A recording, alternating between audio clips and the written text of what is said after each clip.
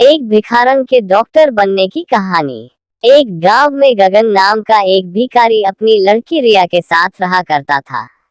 रिया की मां की मृत्यु गांव में फैली हुई महामारी से हो चुकी थी।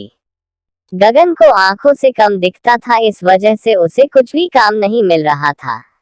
आखिर वह मजबूरी में पेट भरने के लिए रिया को अपने साथ भीख मांगने गांव में लेके जाता था।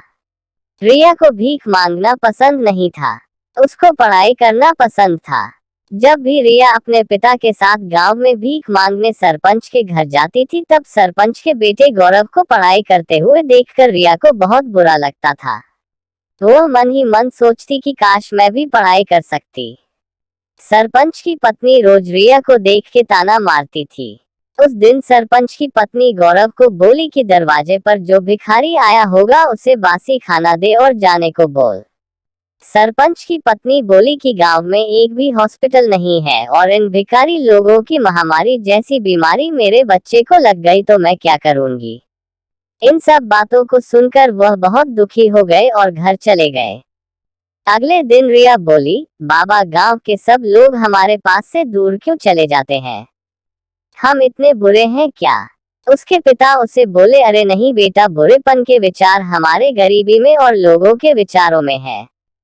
फिर रिया बोली कि बाबा एक दिन में डॉक्टर बनूंगी और आपके आंखों का इलाज करूंगी। गांव में एक हॉस्पिटल बनाऊंगी। उसके पिता बोले कि रिया, हमको 2 वक्त की रोटी भी मुश्किल से मिलती है और यह सपना तो श्रीमंत लोगों ने देखना चाहिए। उसके पिता उसे कहने लगे कि बेटा, मैंने तुम्हारे लिए कुछ भी नहीं किया और ना ही कुछ कर सकता हूँ। उसी वक्त एक औरत ने बाहर से रिया को आवाज लगाई और कहने लगी कि रिया, आज मेरा शौचालय तुम साफ कर दोगी तो मैं तुम्हें 5 रुपए भीख में दूंगी।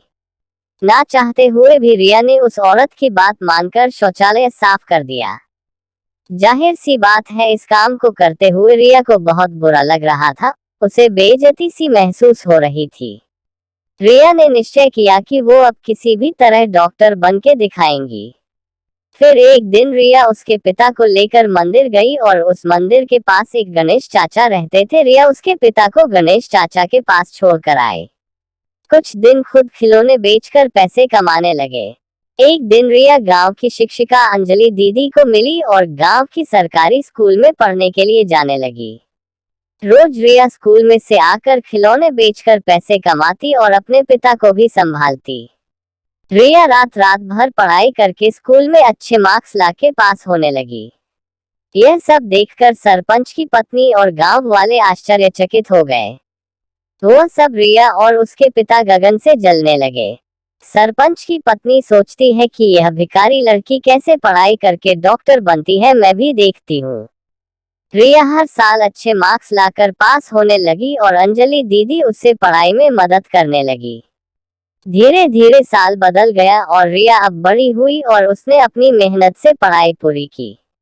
आगे डॉक्टर का शिक्षण और आगे कॉलेज में एडमिशन लेने के लिए उसने एग्जाम दिए और उस एग्जाम में रिया टॉपर बनी। उसकी सफलता से अंजलि दीदी और उसके पिता बहुत खुश हो गए। रिया उसके पिता को बोली, बाबा मुझे स्कॉलरशिप मिली है। पर रिया को आगे की पढ़ाई के लिए दूसरे शहर में जाना पड़ रहा था। रिया उदास हो गई। अंजलि दीदी उसे कहने लगी कि रिया, तू टेंशन मत ले, मैं इधर में सब संभालूंगी, तू शहर जाकर डॉक्टर बनकर वापस आ। अंजलि दी ने बाप की जिम्मेदारी ले ली, इसलिए वो निश्चित होकर पढ़ाई करने के लिए चली गई। बहुत समय बीत गया पर रिया की कुछ खबर नहीं आई। कुछ साल बाद गांव में फिर से महामारी की समस्या आई। कई गांव वालों के साथ रिया के पिता और सरपंच का लड़का गौरव भी महामारी के चपेट में आ गए और शहर जाकर हॉस्पिटल में भर्ती हुए। पर कई दिनों से वहां डॉक्टर ही नहीं आए थे। सब उदास होकर भगवान से प्रार्थना करने लगे। अचानक एक नर्स उधर आए और बोली, आपको चिंता करने की कोई जरूरत नहीं है, क्योंकि सरकार की तरफ से शहर की सबसे बड़ी डॉक्टर इनका इलाज करने आ रही है। ये खबर सुनकर गांव वाले बहुत खुश हो गए। हॉस्पिटल के सामने बहुत बड़ी कार आकर रुकी और उसमें से एक डॉक्टर नीचे उतरी। तब गांव के सरपंच ने उस डॉक्टर का माला पहनाकर स्वागत किया। जब डॉक्टर उनके पास आए तो सब आश्चर्यचकित हो गए। वह डॉक्टर कोई और नहीं तो वही लड़की थी जिसे वो भिखारन रिया के नाम से जानते थे। उसने अपने पिता का आशीर्वाद लिया और सब गांव वालों का इलाज करना शुरू किया। रिया के इलाज करने के कुछ दिन बाद सब गांव वाले बीमारी से ठीक हो गए। उसने उसके पिता की आंखों का ऑपरेशन किया और आंखों की दृष्टि फिर से उनको लौटा दी। रिया की मेहनत से वह सब गांव वाले उस बड़ी बीमारी से बच गए। वैसे ही सरपंच और गांव वाले आपस में चर्चा करने लगे। रिया पर उन्होंने जो अत्याचार किए थे उस पर उन्हें पछतावा होने लगा।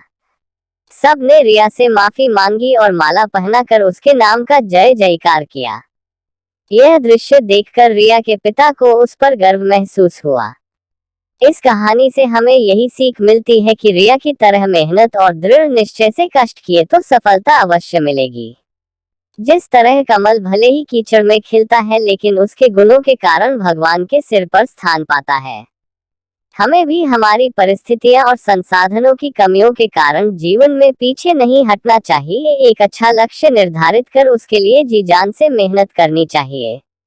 आशा करता हूँ कि कहानी आपको पसंद आई होगी। इस कहानी पर आपकी क्या राय है तो हमें कमेंट करके जरूर बताएं। कहानी पसंद आई होगी तो लाइक और शेयर करना बिल्कुल भी ना भूलें। और चैनल पे नए हो तो चैनल को सब्सक्राइब जरूर कीजिए। कहानी सुनने के लिए बहुत बहुत धन्यवाद।